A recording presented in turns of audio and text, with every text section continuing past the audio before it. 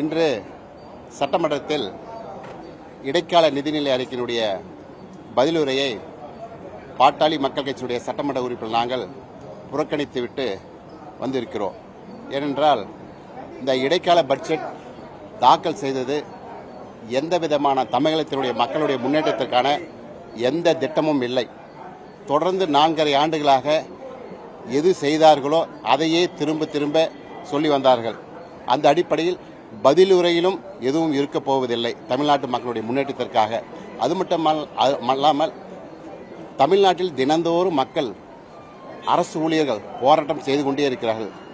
நேற்று கூட தொடர்ந்து கல்லூரி கெஸ்ட் லெக்சர் கௌரவ விரிவுரையாளர்கள் 7 நாட்களாக இரவு பகல் இல்லாமல் பெண்கள் என்று போராடி கொண்டிருக்கிறார்கள்.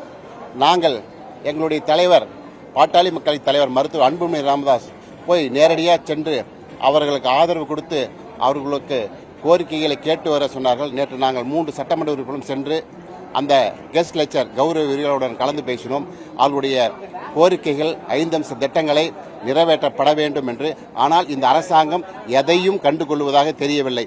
ஏனென்றால் ஒரு வாரமாக இரவு பகல் எல்லாம் அந்த பெண்கள் முதல் கொண்டு போராடி வருகிறார்கள். அதுபோல தமிழ்நாட்டில் ஆங்காங்கே அனைத்து அரசு ஊழியர்களாகட்டும் சத்துணவு ஊழியர்களாகட்டும் பல்வேறு சங்கங்கள் அவர்களுக்கு ஆதரவான ஒரு சில சங்கங்கள் மட்டும் அரசு பழைய ஓய்வூதியத்தை சரி என்று சொல்கிறார்கள். மற்ற எந்த சங்கமும் அரசு பழைய ஓல்டு பென்ஷன் ஸ்கீம் வரவில்லை சரியில்லை என்று சொல்கிறார்கள்.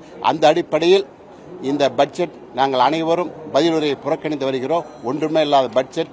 தொடர்ந்து மக்களுடைய கோரிக்கைகளையும் தொடர்ந்து போராடிய கோரிக்கையை கூட கண்டு கேட்பதற்கு கூட இந்த அரசாங்கம் முன்வரவில்லை என்பதை தெரிவித்துக் கொள்கிறோம்.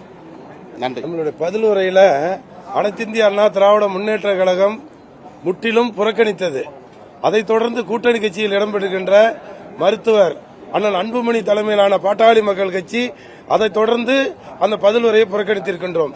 பதிலுரையில் சரியான மக்கள் முன்னேற்றத்தினுடைய பதில் வரப்போறதில்லை. பட்ஜெட்லயும் முன்னேற்றத்துக்கு உண்டானது எதுவுமே இல்லை. ஆகவே தமிழ்நாடு முன்னேற்றத்துக்கு எந்த விதமான இந்த நிலநிலை அறிக்கை இல்லாத காரணத்தினால் அனைத்து இந்திய அண்ணா திராவிட முன்னேற்ற கழகம் இன்றைக்கு முழுமையாக புறக்கணித்திருக்கின்றது. அதைத் தொடர்ந்து பாட்டாளி மக்கள் கட்சியும் புறக்கணிக்கின்றது. எங்க கூட்டணி பாஜகவும் இப்ப பேட்டி உங்களுக்கு கொடுக்க போறாங்க. ஆகவே நாட்டினுடைய முன்னேற்றம், அடிப்படை வசதி, பாதுகாப்பு, குடிநீர் போன்ற எந்த திட்டமும் இந்த நிதிநிலை அறிக்கையில் இடம்பெறவில்லை. ஆனால் வெற்று பதிலுரையை கேட்பதற்கு நாங்கள் தயாராக இல்லை. ஆகவே இதை புறக்கணித்து பாட்டாளி மக்கள் கட்சி நாங்கள் வெளிநடப்பு செய்கிறோம். பிளே ஸ்டோர் மற்றும் ஆப் ஸ்டோரில் இருந்து பாலிமர் செயலியை QR கோடு மூலம் பதிவிறக்கம் செய்யுங்கள். செய்திகளை உடனுக்குடன் பெறுங்கள்.